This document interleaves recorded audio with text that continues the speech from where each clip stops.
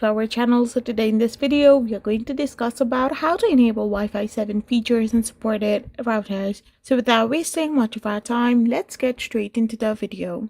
So to enable Wi-Fi 7 features on supported routers, you need to log in into your router's interface or app.